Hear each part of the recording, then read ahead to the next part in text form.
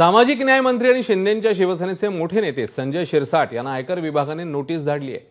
2019 आणि 24च्या निवडणुकांवेळी शपथपत्रात जाहीर केलेल्या संपत्तीत मोठी तफावत असल्यानं आयकर विभागाने याविषयी स्पष्टीकरण मागितलंय। दरम्यान आपण नोटीसला उत्तर देणार असल्याचं शिरसाट म्हणतात, तर आयकर विभागाची नोटीस मिळाली आहे हे संजय शिरसाट यांनी एका कार्यक्रमात अतिशय मिश्किलपणे सांगितलं।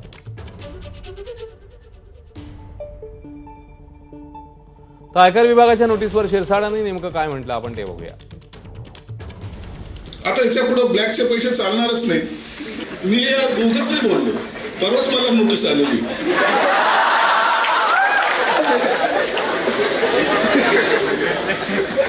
दोन 2019 तुम्ही निवडणुकीमध्ये तुमची प्रॉपर्टी एवढी होती, 2024 मध्ये एवढी कशी झाली?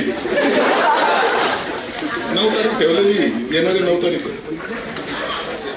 आता आले की नाही आता पैसे कमवणं सोपं आहे, पण ते वापरायचे कसे याचा अवघड झालेलं आहे। मला वाटतं त्यांचं काम ते करतायत आणि जे इतर लोकांना वाटतं की राजकीय पुढाऱ्यांवर काही कारवाई होत नाही किंवा काही नाही, असं नाही आहे। त्यांनी त्यांचं काम केलेलं आहे आणि त्यांच्या नोटीसचं उत्तर मी देणार।